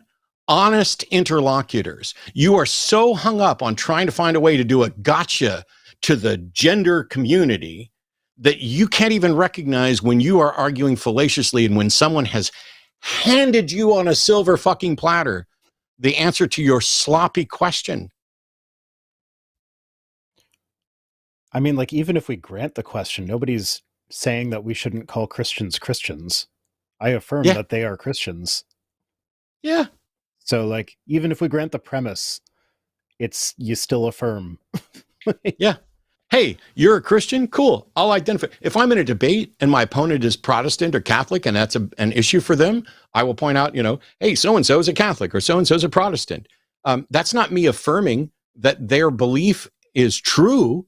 It's me being respectful of the fact that they actually have that belief. So we have all of the science on the side of affirming gender. We have all of history until the last 10 or so years when people decided to make a deal out of it about affirming gender. When my dad was growing up and early on when I was a little kid, there were songs written about dudes with long hair and how they'd get referred to as women and stuff, tucking their hair up under the hat and all this stuff. All of this is bigotry about stupid things. I tweeted today about the notion that intractably gendered clothing is a prison we've created for ourselves. And all people are doing is asking the other prisoners to get the hell out of the way of the door because the door is open. We've constructed a prison that certain clothes only apply to certain gender, that certain jobs only apply to certain genders, that certain roles only apply to certain genders. It's a prison of our own making. And your mind is a prisoner to that. And you're willingly a prisoner. All you have to do is open the door and walk out. It's really strange. What's the difference between affirming their beliefs about gender and their beliefs about God? I'm not affirming that a God exists. I am affirming that gender exists as a durable social psychological construct. And that for the entirety of my life, I've used pronouns. I love that people are like, the Bible doesn't use pronouns. Yes, it does. This is English. God literally refers to himself as I am. Yeah. It's so strange. Nobody gave a shit. Nobody gave a shit about that was God's people's answer. gender. Moses basically asked him his pronouns. How should I refer to you? When Pharaoh asked me who gave me these instructions, I am. Yep. Nobody cared about affirming anyone's gender until other people's gender doesn't match the baggage that you're lugging around. And I'm sorry that the world changed around you and it's all difficult. And you want to pretend that trans folks and allies are talking about gendered souls and it's magic. Bullshit. We're not talking about gendered souls. I'm sure there are some confused people who are. There is no soul as far as I can tell. I have no belief in a soul. I don't believe that my friends have gendered souls, irrespective of their gender identity, gender expression, or anything like that. What I realize is that human sexuality and human identity and the roles that we fit into, even if they were initially derived from secondary sex characteristics and who might be better at this or what we constructed, can change. And that rather than sitting around going, the world doesn't work the way I thought it used to work anymore, it's exactly like what I was talking about at the beginning of the show. I didn't used to be a cis man. I was just a man. Now you're taking away my manness because now I'm a cis man. No. That's not how it you might works. as well be sitting there whining about how you didn't used to be a bald man. You're a bald man, whether you identify it or not. So interesting thing about masculinity, I just stumbled across a study today that they were looking at children that were raised in fatherless homes, children that were raised by lesbian couples, and children that were raised by heterosexual couples. And they followed these kids for years. And one of the things that they pointed out was that the kids that didn't have a male role model or whatever in the home, they exhibited more stereotypically feminine traits, but there was Yep. not a corresponding reduction in the stereotypically masculine traits that they exhibited. So it's just like, it's so strange. and like, I kind of wish that's what the video I was making was about, because like that's fascinating to me, but like, nope, that's not what I was actually getting that study for. I got 2 callers left that I want to get to. So Lenina will be second, but Sean in North Carolina, pronouns are he, him. Welcome to the Hang Up. We've got a few minutes. How you doing? Good. How you doing, Matt? I'm definitely irritated. Yeah. I don't I'll get back on topic for what I called about, but have you ever called out Christians for genderizing God, who has no chromosomes or genitals or any biological traits at all? No. I have a video that kind of does that. Okay. Yeah. So anyway, that's always been a pet peeve of mine. They literally genderize and distinguish between biological sex and gender with the God they worship, but they can't seem to grasp it for like regular people. But I instead go after things like I instead go after things like I was in the Navy, and so boats are referred to as she, her. That's people do that. She's a beauty. Yeah. How many chromosomes does that cars have? too, of course. Yep. All right, let's get to your abiogenesis thing, because I got one other caller waiting. Okay. All right. So I can't remember. I recently watched on YouTube a debate you did where you were kind of challenged, like, do you believe abiogenesis happened? And I think a lot of people look at it wrongly. They look at it like it's a specific hypothesis, like very specific multiverse hypothesis that hasn't yet been demonstrated and become a theory. Really, abiogenesis is any way, shape, or form that life formed from non-life would be abiogenesis. Yeah. So even if a God did it factually happened. That's correct. So there's really only two. It's a true dichotomy here. That you have an infinite regress of life creating life, or abiogenesis happened. The question is, how did it happen? And you and I assume you as well, are saying we don't know how it happened, and Christians are saying God did it. But abiogenesis is actually by definition a fact. Without biological and Genesis beginning. Unless life always existed, which, to be fair, correct. There is a theistic model under which people would say life did always exist, but they have no more evidence for that than any of the other stuff. I think they get around that by just counting God as life. So life comes from life. Right, God but then is that's the living God. So. But that's not biogenesis, so it's biological life forming from non-biological life. So, but you don't know that it's not biological life. Go ahead. You don't have any way to show that it's not biological life that you're talking about, because it may be that biological life was basically, like directed transpermia, etc. Oh yeah. I guess that makes sense. There's not, the Bible doesn't say whether or not angels are biological and they're divine or what have you, but I don't think it specifically says that. So that's a valid point. So I guess that was it, quick and easy. It didn't seem like there was any discussion involved. You guys were in agreement. I want to say also thank you. You encouraged me to take a logic class, college course. And I found it very helpful and interesting. So, that's all I had. So, I appreciate you guys' time. Thanks so much. I'm glad it was useful. Thanks for calling. All right. Thank you. Bye. All right. Our final caller for today is a caller that I spoke about earlier, which kind of kicked this thing off, which is Lenina from Uganda. Now that the vote has happened, calling back to let us know what's going on. So welcome. How are you? I'm not sure. Yeah, I can understand that. Yeah, how are you? I'm all right. Why don't you give us an update on what happened with the bill and what you're seeing there in Uganda from your friends and neighbors and allies right now? Yeah, so basically last time we did, that was last week last week we did go and have the debate, but they didn't really consider our side at all. They weren't even listening to it. They just, passed over it, and that was the end of it. So yesterday,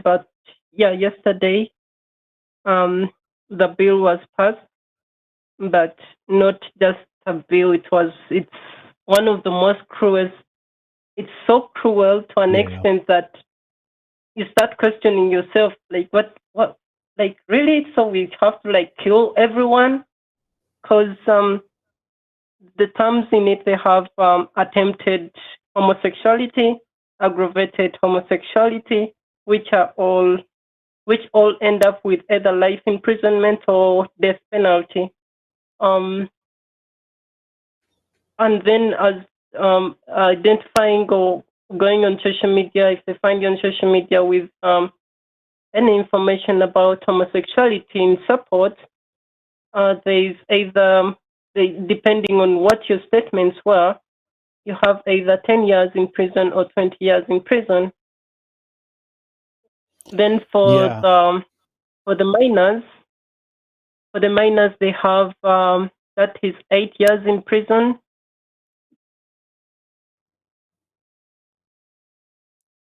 For minors, that's what the current bill has. Yeah, that's minors as long as you just. So basically, their statement is if your parent reports you as a minor it's under attempted homosexuality, attempting to become an homosexual, you have around 8 years in prison, depending on the ages. I think below 13 or 12 is about 5 years. Then above that, to 18 to 20, no, to 18 is 8 years in prison. Is it just based on reporting? There's no other evidence that's required? Like they don't have to show that you were cohabiting or were caught having sex or anything else? Just like if people report that you've been, I don't know, acting queer, you're just done? Oh, it's based on assumption. If someone presumes that you're actually, gay, you get arrested. But if they catch you in the act of, or if you come out of a room with someone of the same gender, or if you come out of the room and they presume that you guys are having homosexual activities, that's death penalty or life imprisonment. If someone presumes that you are gay, then that one will depend on the evidence that's available. If you look gay, then you also go for life imprisonment. If you don't look gay, but the person who has reported thinks you are gay, then you might have 10 years in prison.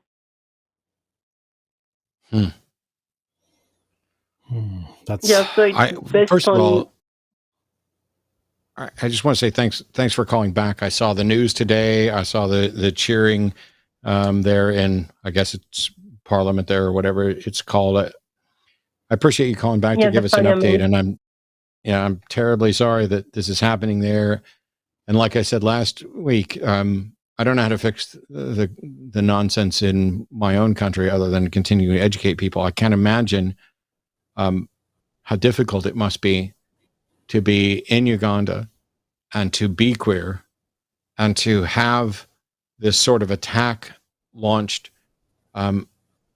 where I don't think that anything can be done currently. I don't even know what outside intervention there could be. I would think that perhaps, there might be UN sanctions on basic human rights, but I don't know that the UN is all that great on. I imagine there might be an expedited process for applying for refugee status in a bunch of countries. Like I imagine Canada would be friendly to that. But then I guess the problem would be the act of applying for refugee status. If you get caught with that, that's evidence that would be used against you, I would imagine. So it was a really tough situation. Yeah, is there an option? It's going to be quite difficult to work out because now it's quite because I've not actually gone out since yesterday. Ever since I came back from the debate and so on, I've not yet gone out because I don't know what's outside there. I don't know what's happening outside outside the gate because if they're arresting actually people who are like they're arresting tomboys and someone who is male but has some girlish characteristics to them, they're just arresting you straight away. Yeah, if the people don't beat you up. I don't like merely. I'm not suggesting that you just give up on Uganda and leave your country, but are there options? Are you free to? Because one of the first things I saw on Twitter in the discussion was someone from Uganda saying, "Yes, come and get all these homosexuals and take them away with you."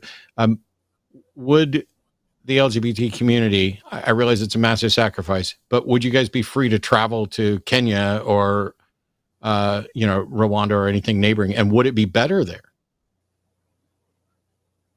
Kenya is not in the best place currently. Also, Tanzania is not safe place to go to. Rwanda is not also a safe place to go to because the Rwandan President Kagame is the best friend to our president, right. Whereby they basically share similar views. In Kenya, they're having riots currently because of basically a lot of issues that they're facing. We have thought of letting some people who have the opportunity to go so that they can move. But, some of us are big-headed. We do like to talk out because, we can't all leave the country. Yeah. Yeah. No, I wasn't suggesting that, let's all pack up and leave. I don't, I have no solution. It's very few times in the show have I felt as helpless as I have hearing about what's going on in Uganda, a country that, to be fair, I only really know about it from playing a game, with GeoGuessr type thing where it'll drop you somewhere and you have to figure out where you are. And I don't know that I've ever been, well, in any case, enough about that. It's just, I don't know. I don't know what the U.S. can do. I don't know what the UN can do. I don't know that anything can be done. And while we're still fighting all this, I just imagine the absolute abject misery of knowing that who you are is now illegal and that you could just wind up in prison for something as pedestrian as not conforming to the standards of society that shouldn't impact anybody else. Yeah, it's quite, because I don't think UN can actually intervene because first and foremost, the embassy of the U.S. embassy here in Uganda has been facing issues with the military of Uganda, which is an issue. Canada has also been facing the same issues here, and Uganda has demonstrated a lot of times that it can actually seize some, like it does. I don't know what Uganda thinks, but our president is kind of a militant president and is a dictator.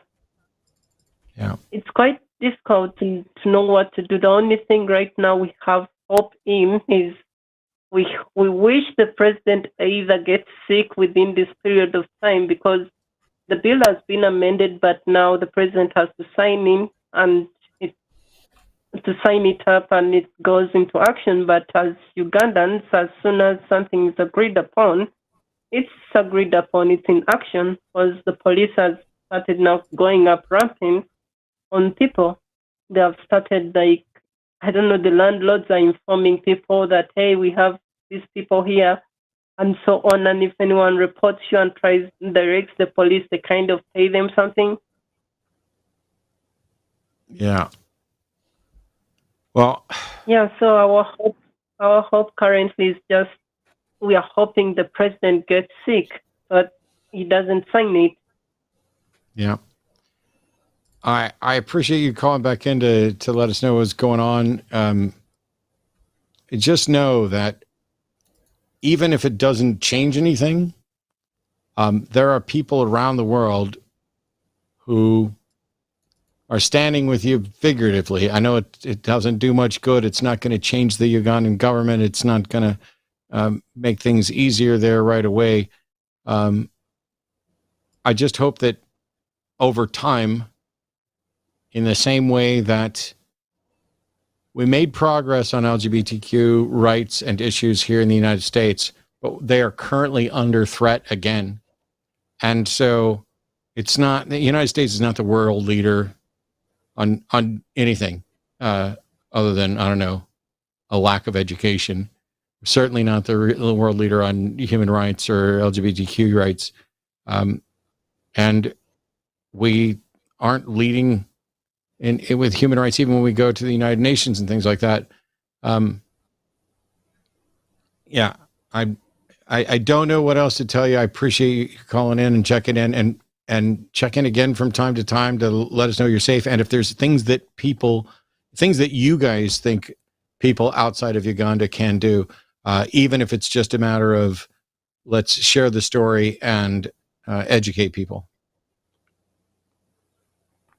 Yeah, definitely. I'll call back again. But in the meanwhile, I'll first have to keep a low profile and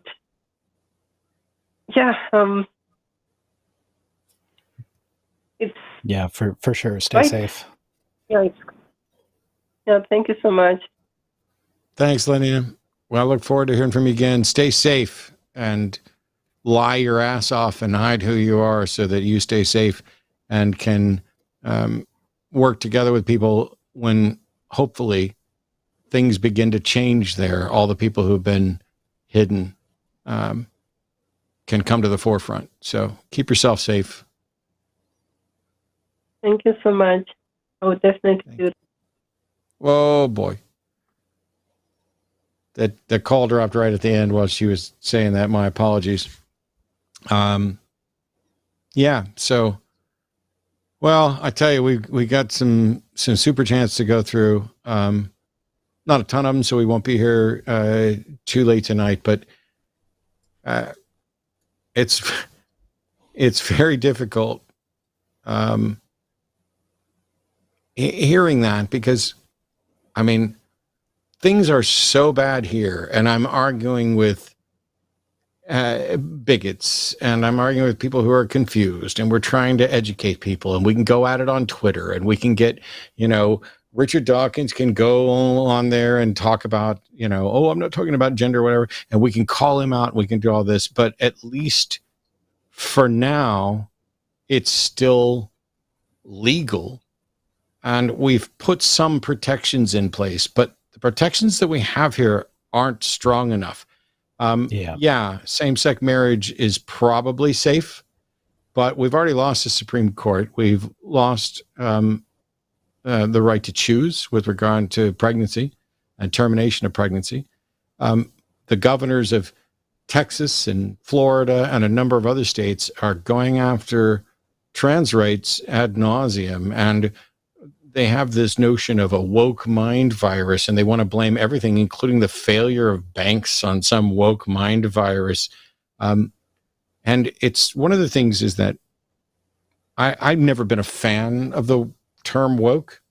When people first started using it, I was like, oh, that's kind of silly or ridiculous or whatever. I don't like it.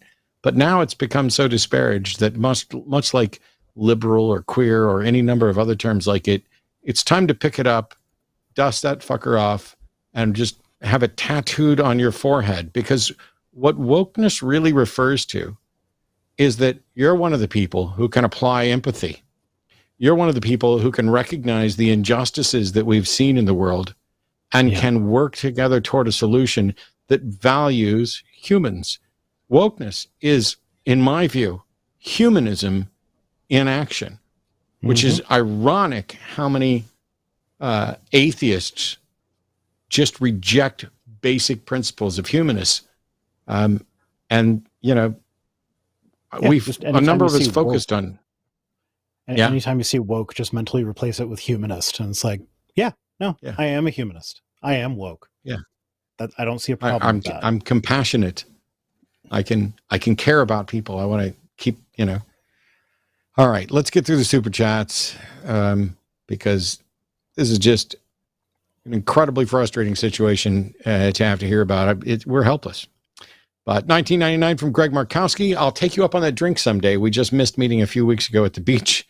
I was there week 2. Oh, sorry, Greg. Sorry I missed the week 1 people, but the week 2 people were great too, so I'm glad I met them. We are definitely going to try. We haven't committed to anything yet, but we are going to try to get back down there next year. And Vice, we tend to go back and forth on these if you want to take turns. Sure. Sunnyside Ramsey says, Anna should be asked a simple question. What about you makes you a woman? I don't think she consciously thinks that gender equals anatomy. I think she still has unconscious biases about gender. I assume that was with regards to something going on in the chat.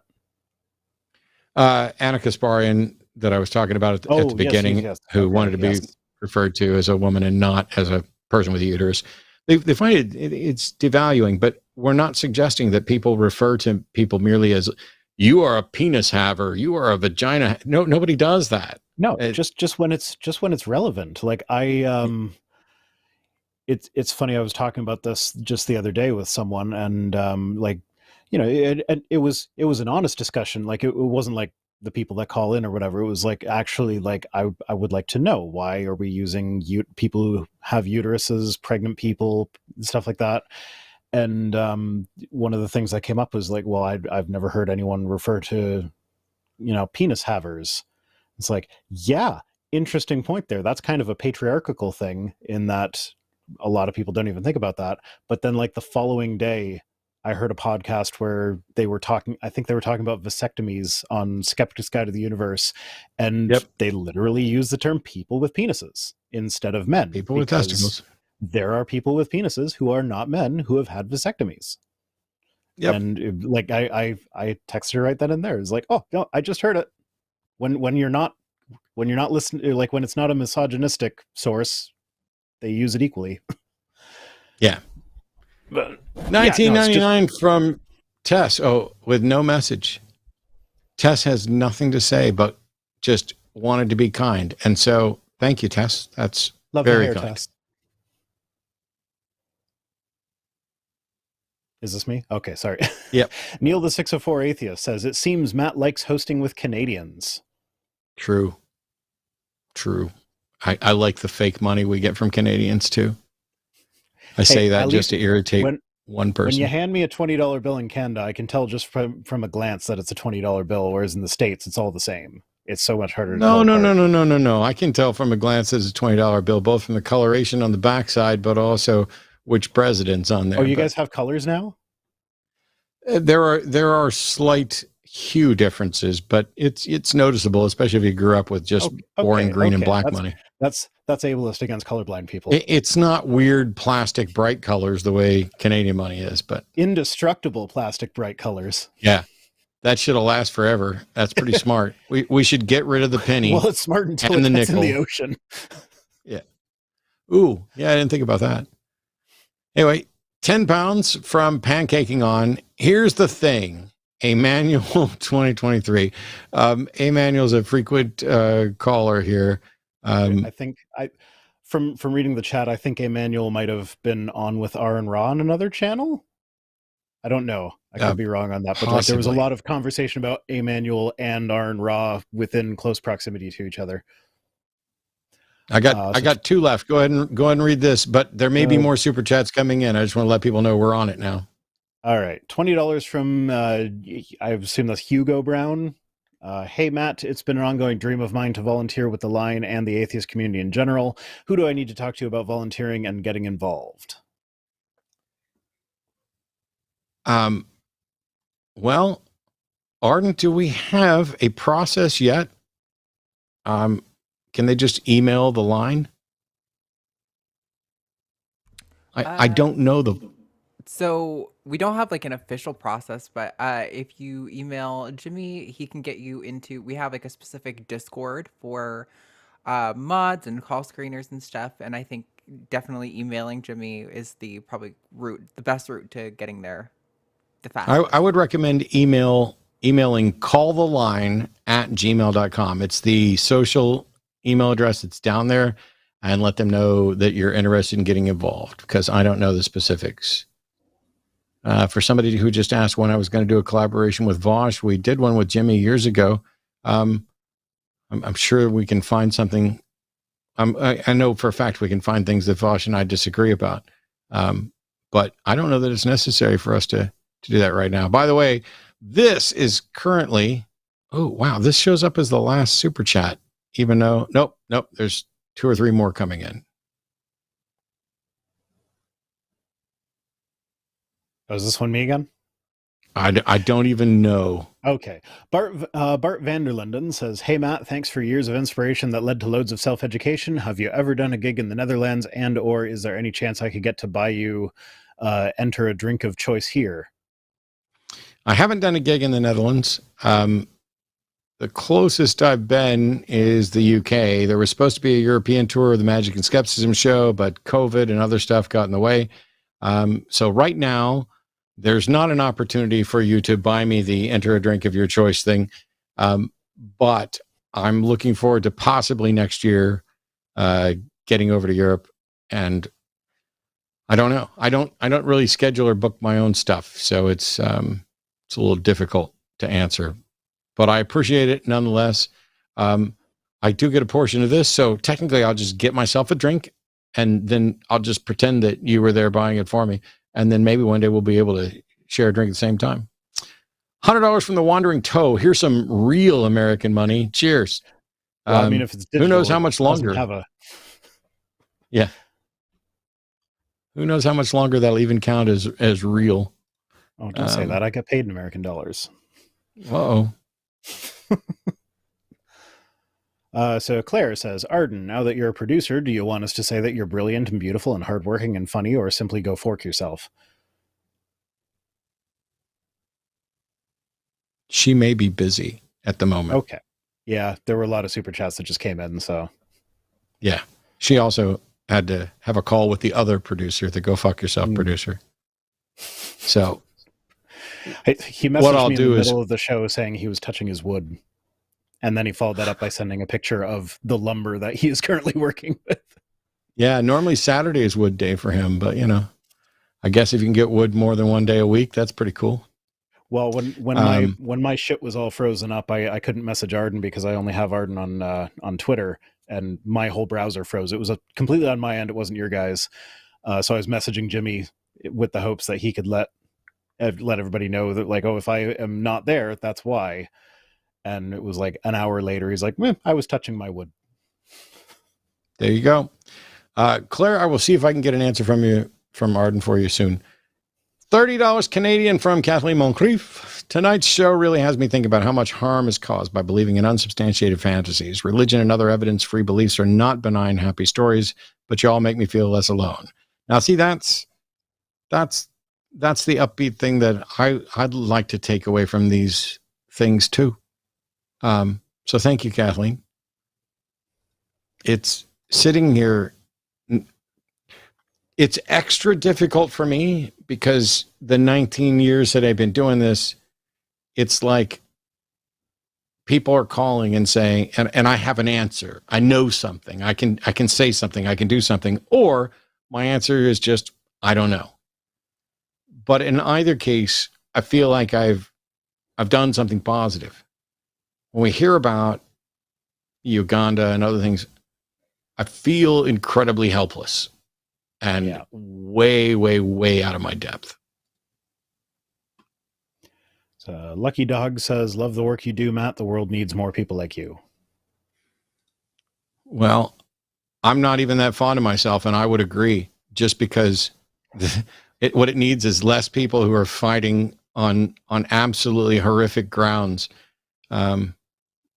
But $20 from Forte. Hey guys, What do you think about Dr. Robert Sapolsky's view on the meritocracy of religion, specifically regarding anxiety and depression reduction and happiness increase that he states in his lectures at Stanford? I have no idea who that is. I haven't listened to those lectures and don't have any thoughts on it. If I were to guess, I would say that that's probably related to the studies that always come up, saying basically it breaks down to people that have supportive religious communities tend to have less reduction or less depression and anxiety and stuff, but it's independent of what the religion is. So it's not that religion helps with it. It's that having a supportive community helps with it. I can certainly see that. That's just a guess, though, because I also have not heard of this Dr. Robert Sapolsky guy.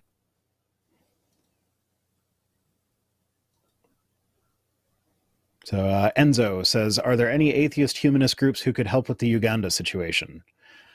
I did a quick Google while we were on the call looking to see if there were any fundraisers set up yet. There was nothing that I could find immediately. There are some Facebook groups that are being set up that are supposed to be for people in Uganda to like reach out and get community. I'm not sure, like if you are in Uganda and you join a group like that, be very, very careful. Use a VPN and like the Onion router and pretend like it's the dark web, even though it's like a Facebook group, and like set up a pseudo account. Like don't go into that lightly right now. But I definitely keep an eye out for those in the future. And as soon as I find one, I will start promoting it myself. Yeah. And the frustrating thing is that I don't even know what governments could possibly do right now, apart from potential sanctions or whatever else. The best thing that perhaps humanist organizations could do is maybe help people who are wanting to flee. Although I think my understanding is that they can just leave. It's just frustrating that seems to be the only option. $20 from Water Lily. Matt, met you a long time ago in Hickory, North Carolina. I was a baby atheist, hadn't sought therapy yet. Though I was an NT cis male at the time, I wouldn't shut up while you tried to listen to Shelley. Wanted to apologize to you both. Well, you'll either be happy or disappointed to know that I don't remember that, so I don't hold any sort of grudge. You could have done this a week ago, though, and it probably wouldn't have stuck in my head because you have to do something pretty egregious to hold a grudge. And I appreciate and accept your apology, but just know that I currently did not feel slighted in the least. And congrats on your journey since then. Honestly, I can't remember what I said yesterday. Yeah. you and I are more similar than I would have guessed, because I don't either. Oh, I make a video and I post it, and usually it's scheduled about a week in advance, and then people will comment about something that I said in the video that I'm like, what are they talking about? Like, I made a short, and within minutes I forgot that I made a Star Wars reference, and everybody's like talking about Darth Vader in the comments. I'm like, why are they talking about Darth Vader? That's not what this short's about. Anyway, $10 from Skeptics and Scoundrels, who says, if you convert CAD to USD and then back to CAD again, does the CAD become real money due to the transitive property? Nice. Yes, in fact, that's the way it works. Thanks so much, Skeptics and Scoundrels. And we learned from an earlier caller that because it's the transitive property, that means the money is trans. That's right. $10 from Free Thinking Seculars. Thanks for years of good entertainment. Thank you so much, Free Thinking Seculars. That, I assume by that's the way, directed at you, because I'm not good entertainment. Well, you'll get there. I thought you were great entertainment, but that takes us through the super chats for today. Although usually when I'm talking and wrapping things up, somebody else will come in with one. I want to say a quick thing, something I don't normally do. For those of you who have been watching me here on the Line Network and on the Atheist Experience over the last 19 years, my personal YouTube channel wasn't even monetized until recently, and I still haven't made a penny off of it. I'm not saying that proudly. I'm just saying that's a fact. Here we go. It's Aaron says, Rhino, I've been listening to your channel a lot recently. I appreciate your voice. Thank you very much. I hate my voice less now than I did when I first started. It gets that way. Thank you so much, Aaron. So I think I don't want to rehash all the terrible things that were involved in the show this week, but I want to say something. I know that upcoming on the line. First of all, Ben and Katy are doing Transatlantic Call and Show tomorrow. Jimmy and I are on the Sunday show. See, here comes those late super chats. So I just keep kicking them up there. There we go. $10 from Logical Larynx. 2 words, coffee table. Thank you. I don't think the last one got read out. Yeah, no, you didn't read the last one. I didn't. The last one I saw was Rhino. I've been listening to your channel a lot. It was I Killed Earl. I didn't put it in the queue. I just sent it because I thought you would just read it, but then you didn't. You sent it where? Oh. $20 from I Killed Earl. Humanist International might be able to help. Anonymous needs to get busy photoshopping some Ugandan politicians in questionable company. I love you guys. Thank you, Arden Mods. Go fuck yourself, Jimmy. I wouldn't want fake photoshopped versions attempt to... If you want to point out somebody's hypocrisy, it needs to be real. I can't. I appreciate the sentiment and the contribution, but I can't sanction lying in that sense. But maybe I'm wrong. I don't know. Anyway. I'm not going to comment on that one because I might say something illegal, so I'm just going to... Yeah. Let me just do this. First, huge thank you to Vice Rhino for agreeing to come on here. It's been a long time. I'm glad to have you on. I appreciate your thoughts and contributions here and elsewhere. Please go check out his channel. There'll be a link in chat as well. We already posted the link tree / Vice Rhino. We'll get you to everything. I don't do this very often, and I recognize that I'm probably talking to people who already know. But in the 19 years that I've been involved, I've done a number of things. And my Patreon, I almost never talk about. I don't share links to it. You know, like every time I post a video, I'm not posting a link to stuff. My Facebook and my Twitter, I probably should be. I'm just bad about pointing people to ways that actually earn me money. Because the money wasn't why I got into any of this at all.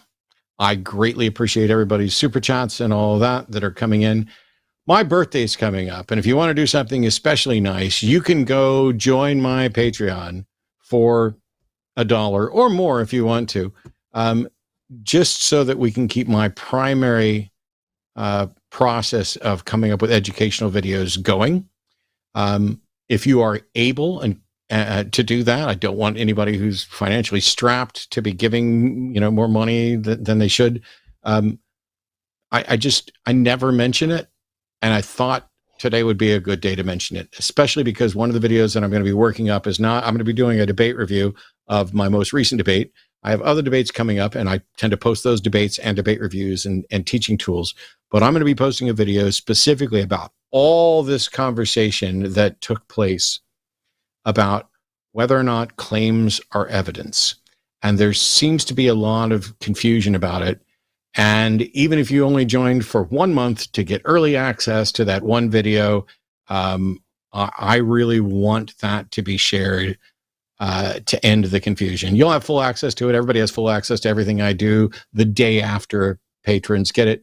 But you can go to patreon.com/atheistdebates. It is down there in the link. It is not in the description. It is not associated with the line. That one's just me. And Jimmy's probably going to beat me up for even mentioning it. But, once a year for my birthday, maybe twice a year. Maybe I'll mention it again next week. It more. What's that, honey? I said I think Jimmy would rather beat you up for not mentioning it more. I know you would. Yeah, that's true. But in any case, that's mine. And if you're able to, and you appreciate the work that I do, please go check out the videos that are there. Please check out the videos that are on my channel. They're not just discussions. They are my thoughts on the various subjects. And usually it relates to religion and debates. But every now and then it goes beyond that. And there will be some that are specifically about grounding foundations at the beginning edge of philosophy in a way that you can have better conversations with the people around you. In the meantime, huge thank you to Arden for producing. Jimmy, go fuck yourself. Thanks to Cookies and all the rest of the mods who are in there tonight, and to Alex for screening, and to everybody who called, including the individual that I got irritated with for the equivocation fallacies. You guys are the reason we keep doing this. You make my Wednesdays better and happier. Please take care of yourself and make sure that we don't let our country turn into Uganda, or we will have no way to help the people in Uganda, because we will all be neck deep in the mire. Take care of yourself. We'll see you next week. Bye-bye.